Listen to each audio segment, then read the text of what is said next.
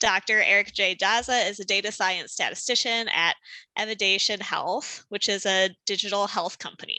He has worked for 18 plus years in both industry and academia in pharma clinical trials, survey sampling, nutrition, maternal child health, global, international health, health promotion and disease prevention, health tech, digital health, and behavioral medicine.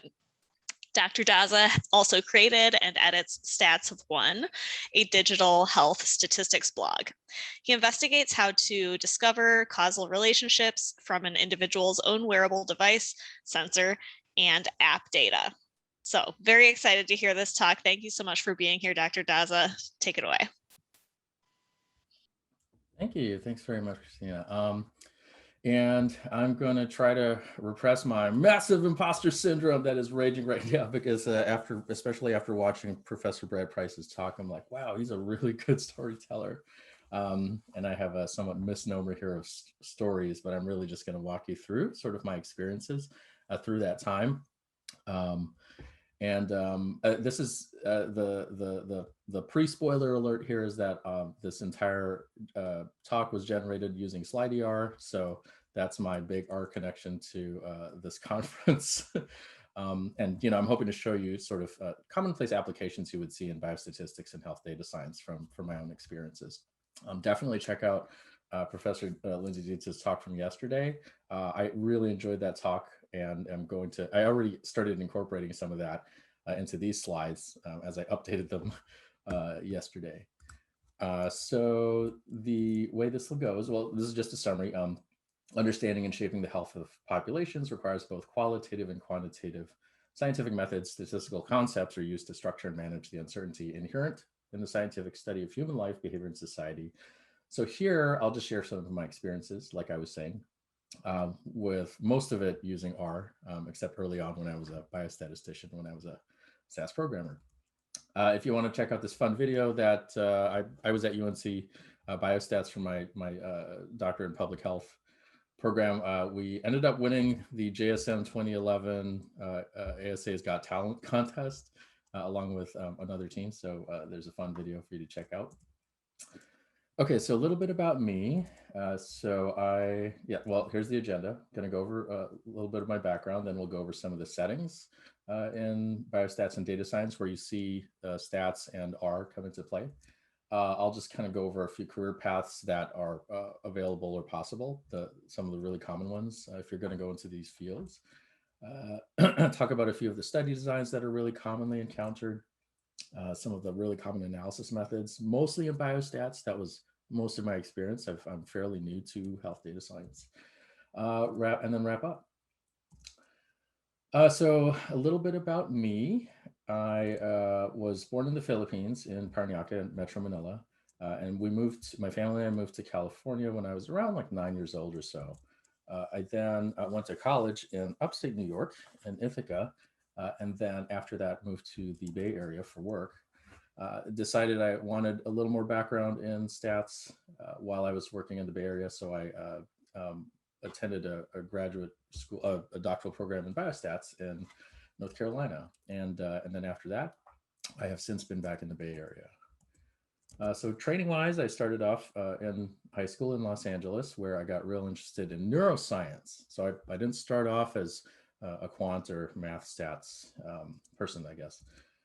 I then decided to pursue that. In college, I got a BA in neurobiology and animal behavior. But towards the end of my college career, first of all, I was not a great student at all. The sort of rug was pulled out from under me when I realized, I kind of really relied on basically my parents and my grandma to keep me focused. You'll probably get a feeling through this talk that I have. That's my constant struggle, is to stay focused, which is how I ended up picking my dissertation advisor, because he was very much a focused person.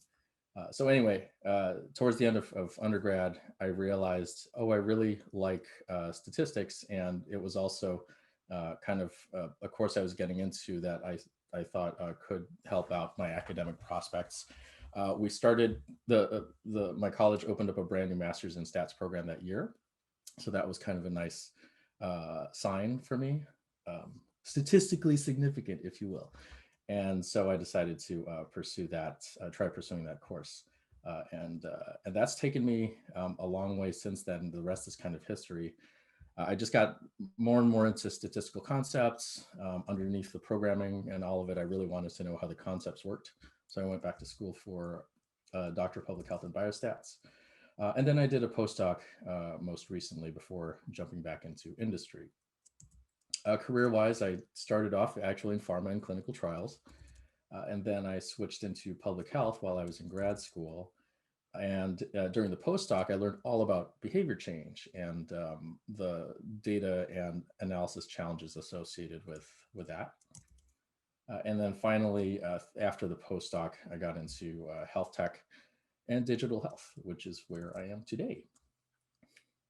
So as I start to go through this, I'm going to put you should be able to see both the slides and the code next to it, right? So this is like on the back, literally the back end. This is what's going on underneath.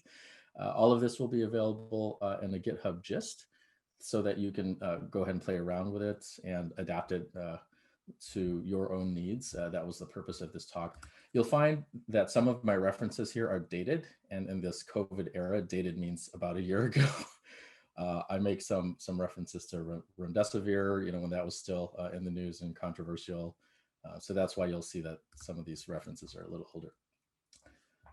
So for biostatistics and data science, a lot of the settings involve things like health systems, health policy, and healthcare. So think about the Affordable Care Act or Obamacare. Bioinformatics is another field. This involves like healthcare claims and drug databases.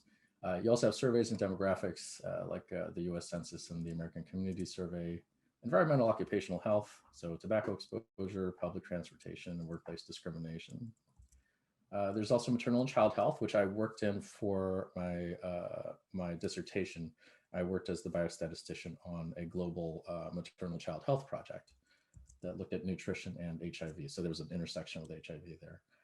There are also nutrition studies that look at obesity, sugar consumption, dieting trends, as well as health policies and how they affect nutritional practices and how we eat. There's also, of course, infectious diseases and outbreaks. This is very salient right now, so I don't really have to even explain that. Chronic conditions, this is close to my heart now. This is largely what I tend to deal with. So things like cancer, but also things like migraines, pain, drug addiction, and HIV/AIDS. There's health behavior and health education, things like physical activity, stress, sleep, and sexual health. And a lot of these intersect. So obviously these aren't just like separate buckets that don't interact with each other. There's digital health. These involve a lot of analytical challenges with wearable sensors and devices like Fitbits, which I have, Apple Watches and Garmin's. There's also imaging. Think about like radiology and neuroscience and doing a lot of like image identification, and omics, so genetics, genomics, and proteomics. So training wise, you can there are lots of things, there are many paths to this sort of field. You can get a certification through a quantitative course, a massive online course, or a boot camp. There are degree paths, of course, that are available as options. There's BA, Bachelor of Arts, Bachelor of Science, bachelor's in Public Health, which is the BSPH. The master's levels, at least in biostats, what you commonly see are Masters of Science or Masters of Public Health degrees. And then the so-called terminal degrees are either a PhD or a DRPH. And some other schools will have different variations on this. The common roles in health data science and biostats are as either a biostatistician or a health statistician or a medical statistician. So if you're looking around for jobs and careers, these are kind of some of the keywords you can look for if you're interested in pursuing these paths or switching into these paths from other roles. And that doesn't even include faculty roles. So these are like more industry side roles. You could also work as an epidemiologist, a data scientist, or a health data scientist, survey statistician, demographer, and health economist. Those are some other roles that are there. In government, you could get involved with various sub institutes under the National Institutes of Health, which is a very large group, a large body of institutes. Um, I remember reading, what was it, The Rats of Nim when I was a kid, and making that connection later on in life, like, oh my gosh, NIMH, oh, that's one of the NIH institutes. Ah, got it. um, FDA, of course, is another area of government you could be involved with: CDC, the Census Bureau, and various state health departments. Let's see. And then in academia, you could be involved with various departments in a university, but also a research center or an institute or a foundation. So these are all sort of academic or nonprofit academia oriented groups or organizations, and a lot of them they all require the kinds of skills that we can bring to bear with our training in R and in statistics and data science. There's also policy think tanks like RAND and Pew.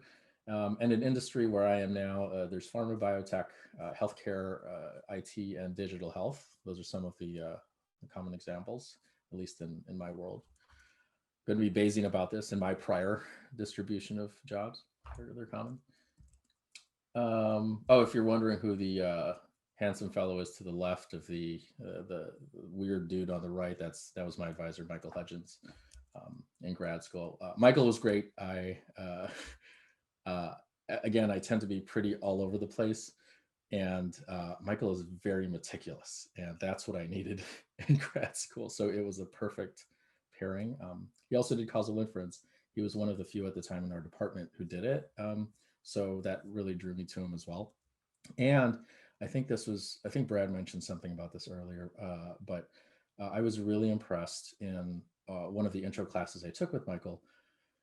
He very clearly said he didn't know when he didn't know. And he looked at you and he was like, I don't know. Let me get back to you on that. And it really impressed me, because it told me, like, wow, this is somebody who really knows what he knows and what he doesn't, and he's very confident in that and is able to articulate that. And I just appreciated that. Okay, so since this originally was a set of slides to go over different kind of study designs and statistics settings, but this is an R conference, I'm not going to dwell too much on each of these slides. Unless I get a question, and let me see, I should be looking at the questions box, but I can't see it when I'm sharing. Somewhere around here. Oh, don't worry, I'll keep track of the questions, and if it's like urgent, then I'll like pop in and tell you. Okay, great, awesome, thank you. So as far as study designs are concerned, I've been kind of lagging here. You can kind of just see these are bullet points, but Lindsay covered this a little bit.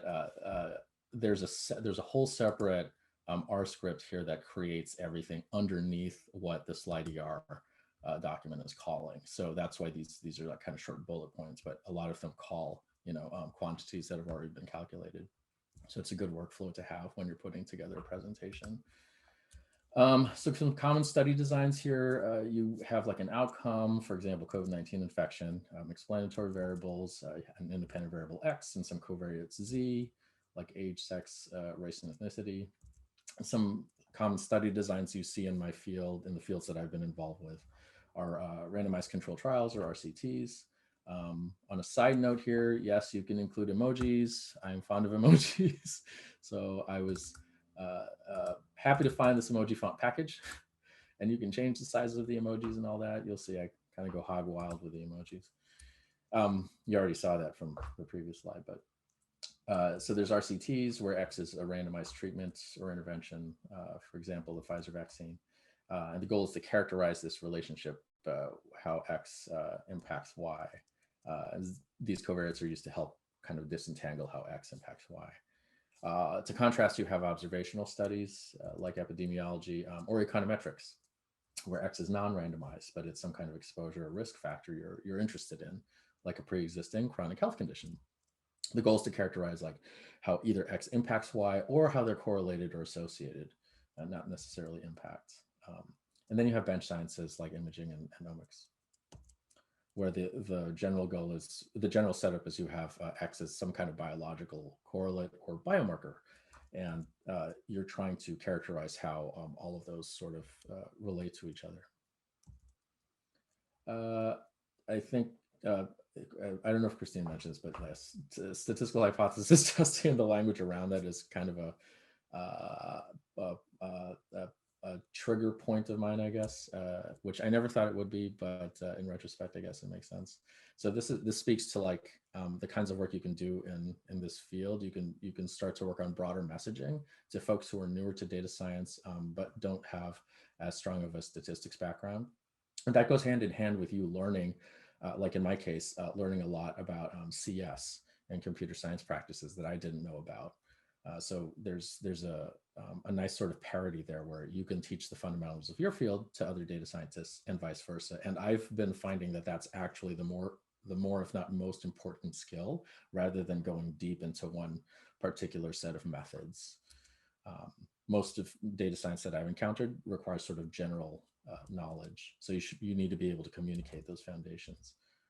So with hypothesis testing, you have, I won't go through this in detail, of course, but you have the standard setup, y varies by x on average, and then you have null, where the idea is the mean of y under one level of x or another is equal or not. And then you have a sample of n observations that you use, a test statistic and a p-value, and then you set a significance level, which is, of course, more arbitrary and traditional than anything. Uh, it's the alpha in this case is the probability of a false positive or type 1 error. And the power is used to discern the true positive. Um, Commonly, you'll have what's called a cross-sectional analysis. So here, for example, and don't worry, I'll start to get into some fun graphics, and you can see how those work. But in a cross-sectional analysis, you have n patients, for example, and this vector y of outcomes that you're interested in, as well as a vector of possible predictors of that outcome. Y could be continuous. So in stats, we call that linear regression, which looks like this. Here, the error is normally distributed. This is an example. So here are the errors. For example, it's normally distributed with a standard dev of 1. Y could be binary, where you would conduct a logistic regression that looks like this. So one thing to note here on an R note is that you can put all of these equations in simply by enclosing them in dollar signs here, and then just use basically LaTeX. So I think, and definitely someone else can jump in here, I think Lindsay especially, but MathJax is the package that processes these, I think that's the default, something like that. So yeah, so then you can, that's the package you use to illustrate equations for your presentations. You could have a lot more predictors for doing model or feature selection. In machine learning, this is what's commonly the case in what's called regularization and cross-validation. And one of the nice things here, there's a parallel between the two fields, is that, in stats, we say we're going to estimate this conditional mean. In machine learning, the equivalent is we're going to predict y as a function of x. That kind of key bridge helps kind of unlock a lot. It's helped me at least unlock a bunch of different methods and approaches and ways of thinking. Once I realized, prediction is really in many, if not most cases, implicitly an estimation of the mean type problem. Okay, so now I can use things like the law of total expectation and other various statistical tricks and tools. So if it was continuous in machine learning, of course, it's called regression. Oops. And then if it's binary, prediction is called classification. You'll see some sort of debate around this. The classification is actually a step that happens after you first model the probability, which is where logistic regression comes in. And there have been pedantic arguments about it's a regression, it's not a regression, and all that fun stuff online. Okay, so you can do some simulations here. So if we're going to look at cross-sectional analysis, what if we had we were interested in a 12-week randomized controlled trial of an average treatment effect of 2 drugs on COVID-19 infection. So these aren't vaccines yet. These slides were put together before the vaccines were approved just at the beginning of their development for this particular coronavirus. You have this hypothesis: probability of COVID-19 infection varies by drug on average. Y is the infection status. 1 if infected, 0 if not. X is the drug, randomized treatment assignment. 1 is remdesivir, not remdesivir, remdesivir, just to emphasize that this is all just made up data. And then 0 if there's this weird drug called fake news is on. Sounds suspiciously like fake news is on. Yeah, you could definitely tell when I put these slides together. Fake news. Then you have 500 in each bin, and you have a vector of 1,000 y's and 1,000 x's corresponding to that. Then you would do something like this. You would take your data set here, which I've created with all my columns and all my variables, and then you could do a select statement and a mutate. All of this is pretty standard in dplyr and Magruder with piping. These are called pipes. Although I've heard there's a new or a redone base R pipe that's pretty snazzy. It's like a single bar and an arrow, I think, that I'm going to be trying out sometime soon. Anyways, I appreciate tips on that myself. But yeah, so here I used head to just take the first few rows to make this illustrative. And I wanted to also add little dots at the end. So this is my sort of hacky way to do it. There's probably a more elegant way to do this. And then I used knitter here to just display these and align all the columns so they're center aligned. So you could kind of see a sampling of what the data table looks like. Good things to bring to your clients or your PIs to say, hey, here's what the data looks like, while not having to go into straight into something that's more formal. You can just pull from the data set you already have and put it in your presentation. And then you can even summarize it. Fancy table here is a user written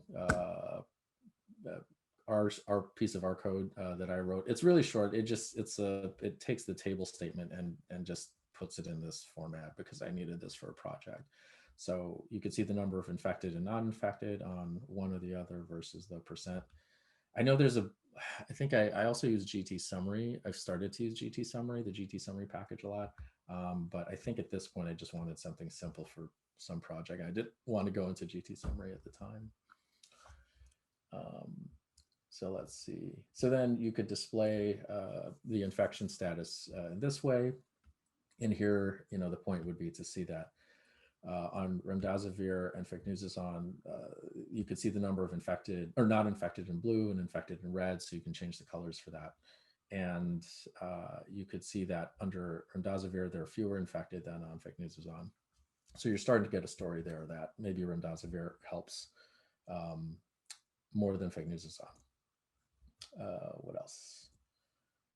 You could do a Fisher's exact test. So here you're just running Fisher test and then the raw output looks like this. That usually suffices these are usually for me for client conversations that are in the early stages, nothing like a final report. Because for the final report, you want to pretty this up and make it look more standard. Or some of your clients will ask you they'll say, we have a template. Can you please put it in this template? GT summary and other packages like that come in really handy for that. So let's say, I think these are just more examples. This is if we're looking at a logistic regression where there's an odds of infection based off of the previous table. You could do a GLM using the standard GLM package and specify the formula that looks like this. What else? Okay. Other things you could do and you kind of commonly encounter in biostats are survival or time to event analysis. And I'm starting to see these pop up in health data science as well. A lot more folks are asking, the time to an event. Can we model that? What predicts the time to an event? So then you go into survival analysis. So you have a time to infection here, and there's this extra variable C where it just indicates if you actually see that time or not. So, if I got infected during the course of the study, I would have observed it. But if I left the study or I just stopped responding, going in for visits, and then I got infected, that's what we would call in statistics a censored event, hence the C. So I wouldn't see the actual time. And I'd have to account for that somehow. And that's what survival methods are good at. They're built to, instead of saying, here's your time, the time from like the start of the study to the time I got infected, we're going to assign you a probability of infection past the last time we saw you because we didn't see when you got infected. But we're ultimately interested in the median time to infection. Let's see. So then the data set looks kind of like this. You have these patient IDs, arms, and then the weeks they were on, each patient was on the study and their infection status. So you can see this patient, patient 75, goes from not infected to infected at around week 6, or at exactly at week 6. You can then plot survival curves. This is a little more, by which I mean a lot more involved than the plots I just showed you. So let's see if I can just kind of zoom in on that. There we go. Look at that. I organized my code. That's nice. Good to see. Good job. So here, one thing I like to do with my coding is, use the number of hashes here to sort of demarcate sections. That is also a strategy that's used in Markdown. So if you've ever written a Markdown file, the number of hashes will sort of dictate the size of the font. So you can use it as like a big header, a smaller header, a smaller header. So I loosely follow that convention. I also use spacing. So between big sections, I'll leave like 3 spaces and then 2 for smaller sections, et cetera, et cetera. And then just, 1 space for the smallest sections. So you can see here, I had a section on longitudinal that I left blank, but survival here, I guess I also left it blank. What happened to my survival stuff? Hold on 1 second. Oh, there it is. So what I used here was, it's this package, the survival package. This is what I used to fit survival curves, and the surfit command is what I used. And you can use this other package called survminer to actually create the plot that produces what you see on the left. This is really nice because you could specify if you want confidence intervals, which here are in red. The median line, so it shows the median line here, and it shows you per group which week is the median survival time for each of these 2 groups. What else? I think that's basically it. So yeah, the biggest takeaway here in R is this survminer package on top of the survival package. It just produces really nice plots like this. And you can also opt to include, where did I put that thing? Risk table. Yeah, so risk table here can be set to true. When you set that argument to true, it shows you at each time point under each arm how many people were at risk at that time. And these are literally the numbers used in the survival analysis hazard equation. So that makes it a lot easier to follow, especially since this isn't a very common plot, at least in data science that I've seen. So you can walk somebody through and say like, look, at week 3 on Fake News is On, there were 25 people at risk. And then at the next time point, 3 of them got infected. So now there are only 22 people at risk. And you can progress like that. And even just visually, it's easier to see. I'm sorry, these are the number infected. Yeah, 27.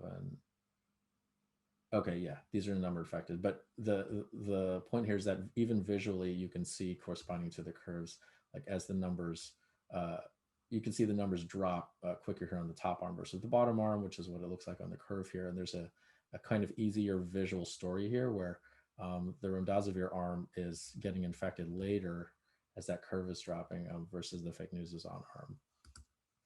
So that's why I like this package. I haven't used it much because I don't do a lot of survival analysis now. But yeah, it's a good one to use. All right, so longitudinal analysis is another common analysis setting that you might encounter. And I like this one the most because it's animated. Who doesn't like animations? So the goal here was to show, okay, the question is, what does the trend of severity in this case? I made up this severity of infection variable. If you get infected, what's the severity of your infection? And I plotted that on the y-axis on a 0 to 100 scale. A lot of times you'll see surveys that are sent out to patients or app users asking about the severity, and they'll be on Likert scales that go from 1 to 5, but there'll be like 20 questions, and then they'll aggregate those questions into an aggregate score, and then they'll rescale them from 0 to 100. That's the reason I picked a 0 to 100 scale here. And then the longitudinal analysis question is the mean severity trending in an average way differently for each treatment arm. And so then you create a spaghetti plot like this. This is what I use to illustrate that you can show here that each of these little noodles represents one participant, and their ID is on the right here, and you can see them tracking the dot as it plots over time. And I like this because it really helps give you a visceral sense of, this is what's happening. We're seeing each participant over time. And then we will want to draw like average lines through these. For this particular case, it also shows, look, they get infected at different times during the study. So this shows, this particular plot is showing, from the start of the study, when do they get infected, and then what does that trend line look like? Versus, I could have done this differently and said, from their date of infection, what does their trend look like for severity? And then you can here, I've thrown a lot of fatter noodles, I guess, on the spaghetti plot that represent the average lines for different groups. How did I group these? Oh, so these lines represent, if you got infected at week 2, then what's your average line? And here, 2 people got infected at week 2, so this was their severity trend line versus those who got infected at week 3. If you've done any more statistical analysis in this realm, oh my goodness, I did my dissertation on a GE method, and this is called somebody can jump in here, but it's called it's like a mixture, something like a pattern mixture model. There you go. And the idea is you take into account the different start times of your trends. But then the treatment question was, does the trend differ between the 2 treatment arms? And so you could separate those arms by you separate the noodles out by treatment. So here I've coded it red or black for fignuzazon or remdesivir. And I really wanted to draw just one line, but somewhere in my code I made a mistake and it kept doing the same lines as before. But you can even start to see here that the point of this simulated example was the fignuzazon treatment wasn't working that well because severity kept increasing versus remdesivir, where severity sort of stayed the same. Maybe, I don't know if it flattened out, but stayed the same. Another common challenge you'll find is missing data. So there are times when you'll get data that look like this instead of what I showed you. And that's because patients might not report back for a study visit. If these are really key health or clinical studies, a lot of times the clinical team will really try to help the patient out as much as possible, come back for their clinic visits. But if this is more of a real world use case where you're pushing something out on an app, then you might see something that's a little more like this. And if this wasn't a really severe type of illness, this is because participants don't always respond to the study prompts, and so you'll have intermittent missingness. And the kinds of lines you'll draw based on those have different complications you need to address. Like, is it mostly the sicker people who aren't responding to my survey? Because if that's the case, then I'm going to underestimate everything because all of the lines that do appear are going to be lower versus the more severe lines. All right, so that was it. I did want to say while I was on that, so this was done using the GG Animate package, and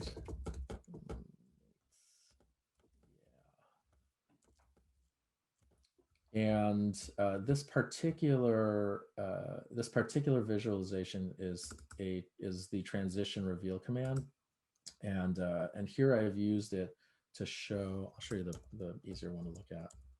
Oops.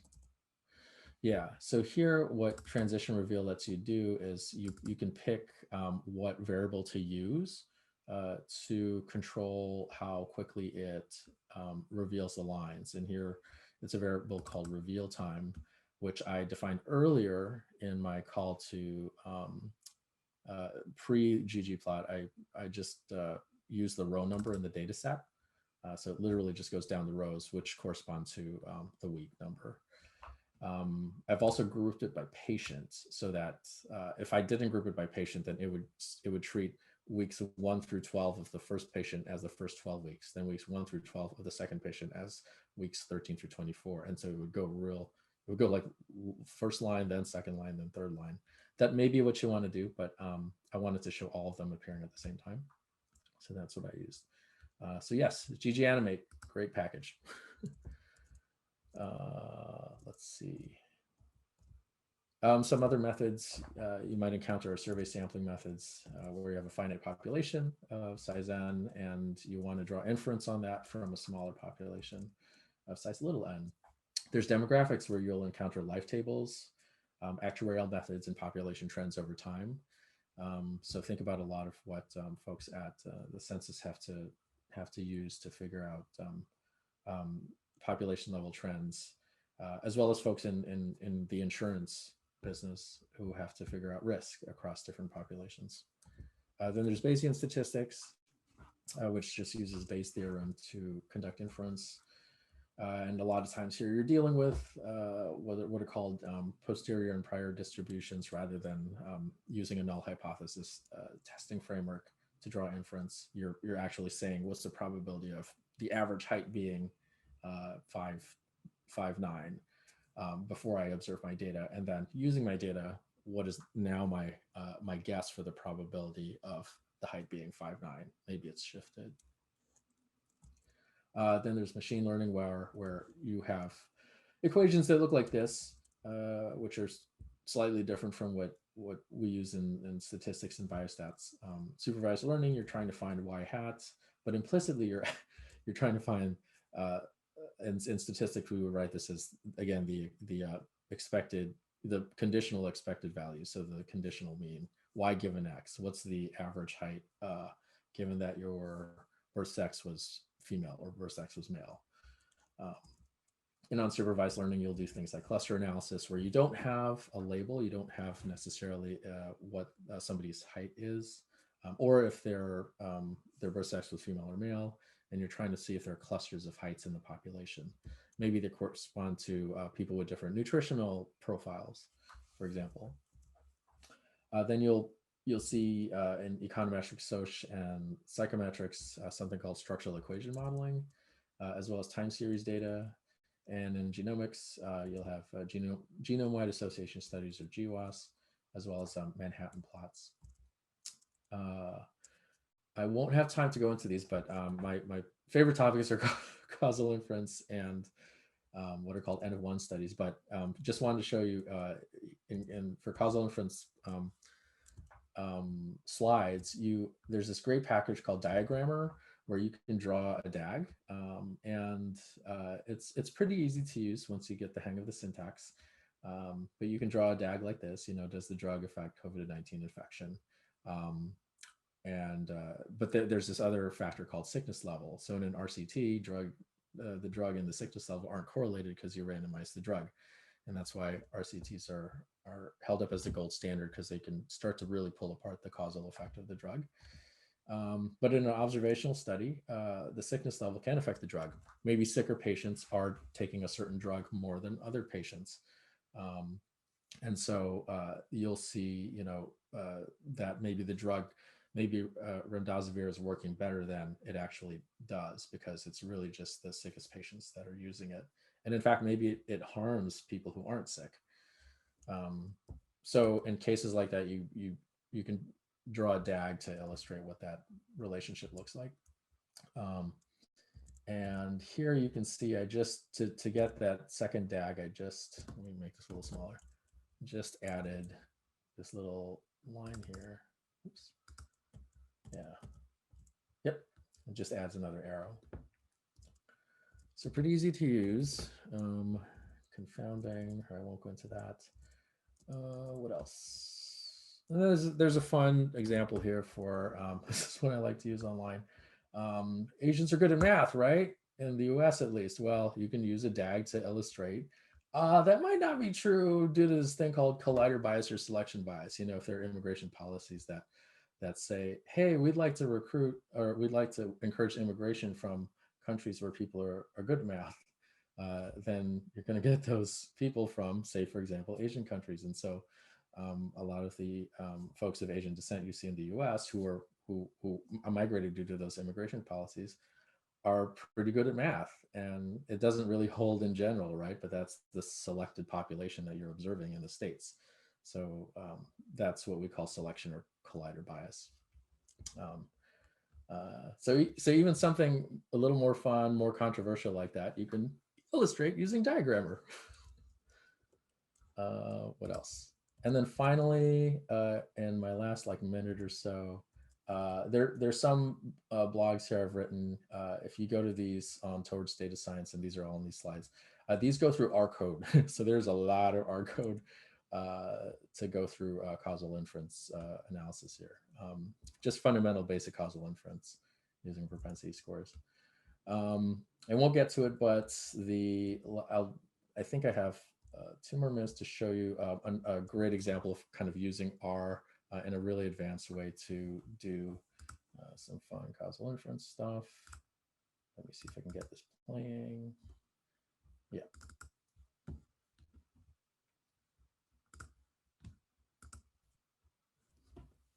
Hi there. So, how can you use your activity data to guess how your sleep duration may have affected your walking speed? Let's find out. Say I program 2 robots to do 3 things: fall asleep, wake up, and take steps. They follow 3 rules. The longer they slept tonight, the more energy they'd have tomorrow, so they'd walk faster. The faster they walk today, the more tired they'd be tomorrow, so they'd walk slower. In general, the faster they walk today, the more tired they'd be tonight, so they'd sleep longer. Their job was to do 6 months of self-tracking research wearing an activity tracker like a Fitbit in order to correctly guess the true effect of sleep amount each night on walking speed the next day. Austin ran a self-tracking randomized control trial, or RCT, called an N of 1 trial. Austin randomized its sleep amount every night and recorded its steps per minute the next day. It then calculated the average steps per minute under each sleep condition and got pretty close to the true effect, shown in blue as the difference between the centers of the light and dark gray bands. Bradford explored the world freely. Let's call this an N of 1 observational study or single case observational design. Bradford simply recorded its sleep amount each night and then followed Austin's procedure. But Bradford was dismayed to underestimate the true effect because at least one calculated average was pretty different from the truth. Now, Bradford was also a machine learner, so it fit a model, predicted its daily steps per minute, and averaged these under each sleep condition. But this didn't help. Then I thought, what if Bradford's model was like its digital twin, a model twin named Hill? I could run Hill through a simulated N of 1 trial and use the model to predict its steps per minute after each randomized night of sleep. Turns out, this works pretty well. Here's what happens when we apply both approaches to my own data. Sleep may not, in fact, have affected my walking speed, contrary to the spurious correlation found with a standard approach. To conclude, model twin randomization, or MOTOR, is fueled by a prediction model fit to real-world data and refined with explicit causal assumptions in order to generate actual effect estimates. Thanks for watching. Salamat. So that was an example of what you could do with R. I wasn't using any particularly advanced packages. Granted, this was to develop a method to do causal inference on N of 1 data, and so I was kind of cooking everything up myself. But yeah, all of the outputs in that, the animations, those were done using ggAnimate. I'm using the transition reveal command, as well as the dot plots, the scatter plots side by side. So all of that you could do in R, and you can apparently you could jam it into a 2-minute presentation for a conference when you need to scrunch it down to 2 minutes. So with that, I will stop.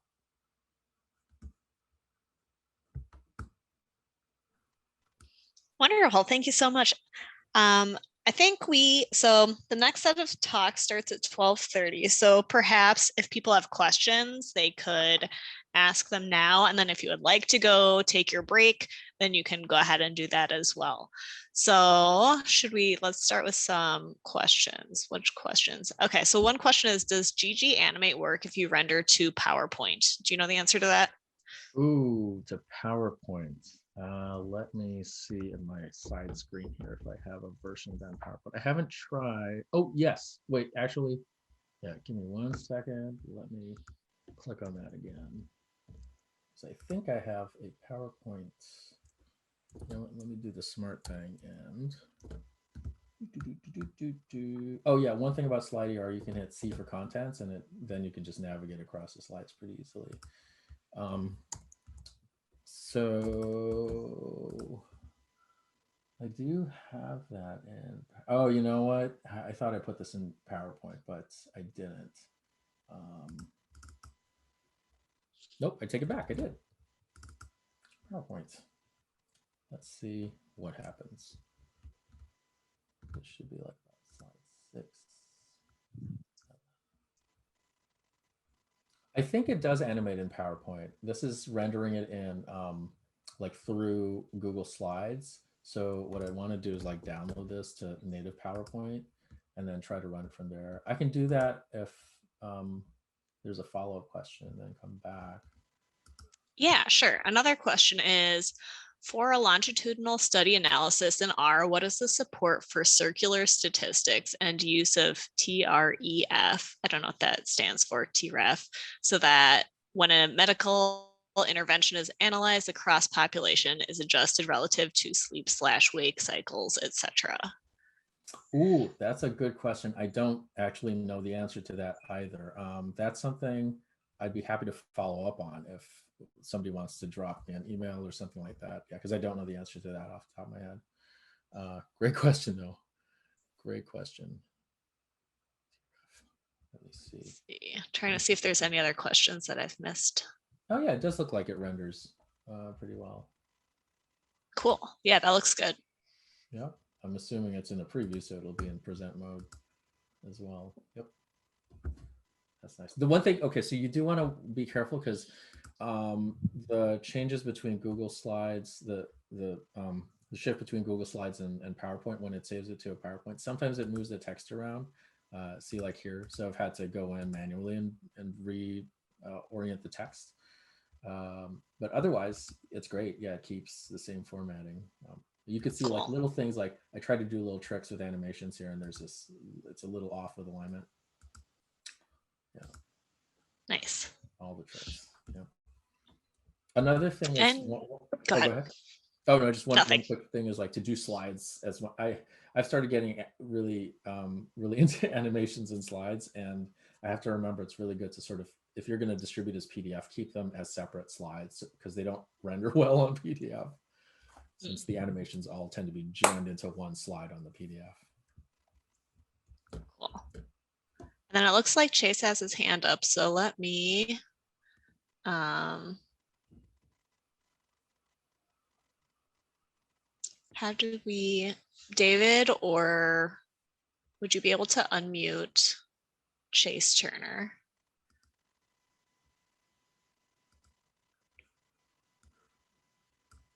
Actually, I think I can do it. Okay, I think you can unmute yourself now. Yep, testing 1, 2, 3. Yes. Excellent, thank you. Dr. Daza, thank you. That was an excellent presentation. And I thought I'd elaborate just briefly about that question about circular statistics. I retired from industry. I'm a computer scientist. I retired from industry about 10 years ago, but I've been donating my professional time to researchers at the University of Minnesota. If you've heard the word circadian, they're the folks who created that term in 1959 and the math behind it. And part of that math is that taking biodata that looks random all over the place, you can assume a model like 24 hours or 24.8, which is relevant for moon-based cycles. The question that I was trying to solicit here is, or get some feedback on, is I'm toolsmithing on their behalf because they have all these old Fortran programs I'm actually re-rendering things in Mathematica. So I'm coming in with that view. But I'm also a proponent of doing things in two different systems. So I'm looking to R and Studio R and all this. So all this is interesting to me. But your mention of the longitudinal, I mean, here's a concrete example, is that they found through their research, the timing of medical intervention for some medications can mean the difference between life and death, depending upon where it is on an individual's individual circadian rhythm. So the TREF is time reference. So if you're doing longitudinals, you actually want to get people aligned relative to their circadian rhythms, so that then if you're looking at a medical intervention for a medical drug trial, that's where you want to look at it. So I thought I'd give you a little context rather than just email out there to say, Dr. Jermaine Corneliuson is the director of the lab here at the University of Minnesota. But what I'm finding is there's a paucity of support for circular statistics because the probability distributions are just different in that kind of a world. Mindset, if you will, of thinking. So in your work, have you come across packages that are particularly well suited for circular statistics of where your model assumes there's a rhythm that you want to pick out from that biodata, particular attributes that signal different events and reactions and so forth? Yeah, thanks for elaborating. I'm not, I appreciate that because I wasn't familiar with the term itself, circular statistics, but the concept, it sounds quite familiar to what I've encountered. In my work, it's had to do with, like sensor device data from various people. And myself and my colleagues at Evidation, as well as outside of Evidation, have talked about the intraday kind of regularities per person that are specific to that person, right? And in my experience, there's been something of a disconnect between fields where you'll have folks who work on circadian statistics or modeling in neuroscience or psychology or behavioral fields. But then you'll have folks who work on time series data from econometrics and never the twain shall meet, or, that kind of, because there's a language barrier, it's harder for them to talk to each other. I actually created Stats of One, my blog, in part to sort of start to bring those sets of fields together to start the crosstalk dialogue, because there are concepts that are sort of developed in both fields that could really benefit, like you're pointing out, from like, oh, we have these really rigorous ways of figuring out the variance in your estimate, but we're not really too familiar with handling seasonality. And then you have like a more like CS or engineering field where our goal is to figure out seasonality, but we don't really focus on the variance or how good inference is. So those two fields need to start talking. So that's kind of my sort of high level overview of what I've seen or not seen. So yeah, you're highlighting a need, a gap. Well, and one quick follow-up was your point about missing data. That's acute, for any sort of long term. For example, they have blood pressure measurements every 30 minutes, 24 hours a day from about 100,000 people throughout the world in the past 20 years. Mm-hmm. There's some really rich data there. Amazing stuff. However, there are gaps. And so trying to come up with a visualization tool that helps those researchers is a bit of a challenge. So your mentioning of those gaps, I'm right in there. How do you help researchers to not only fill in the gaps, but provide a paper trail to say what they did, why they made that choice of interpolating in a particular way? Right. So I love that for two particular reasons. One point is interpolation and the goal of missing data adjustment or missing data analysis. Working at Evidation, we're dealing with both, at least two scales, the population level and the individual level, right? And now I have signal processing friends, and I'm so grateful because my dissertation was a missing data method on the population level. And there, it's important to keep in mind biases that might be induced if some data is enough. But then there's signal processing where it's like, you don't necessarily, you need to take that stuff into account, but the goal is different. It's almost seen as like, it's a nuisance to have missing points in a time series. So is there a way we can fill it in? And then it becomes an upstream engineering CS goal that aids the population level goal. Yes. I've had to really disambiguate those two because I would get up on like, well, that data aren't MCAR. I mean, you're probably missing a random, probably missing not a random. What are we doing? And it's like, no, calm down. There's different goals for these two, and that's what should drive your analysis, right? Your method. On having the adequate paper trail so that somebody can look back at there and say, you made a wrong choice on that interpolation for that individual. Anyway, fantastic. Thank you for this walkthrough. What a breadth of work there. So sure thing. Well, I'll leave you one more note here, Chase. If you're interested there, and this is to your point about interpolation and visualization, check out this paper that myself and some co-authors did. We did an N-of-1 experiment on ourselves with sleep deprivation and blood glucose monitoring.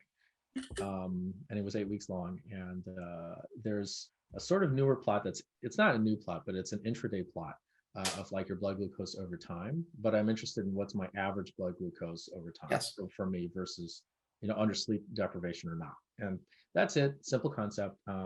But because I like to try to inject my root culture into the language, I called it a Penside plot. Penside are Filipino noodles. Because it's parallel with a spaghetti plot, right? But to your point, it's like intraday. And my whole thing to statisticians is like, look, N-of-1 settings are the same as population level settings, but it's a population of you at different points in time under different conditions. Now you have a population you can infer. Yes. You can draw inference to. And by the way, the quick response there is these circadian researchers for 50 years have been strong proponents of individualized medicine. And with actually things like this, we're actually getting there. Yeah, we should definitely connect offline. Definitely. Thank you. Yep. Awesome. Let's go ahead and get Claire set up. Thank you so much, Dr. Daza, again. And we'll be transitioning into our last talk of the day in a couple minutes here.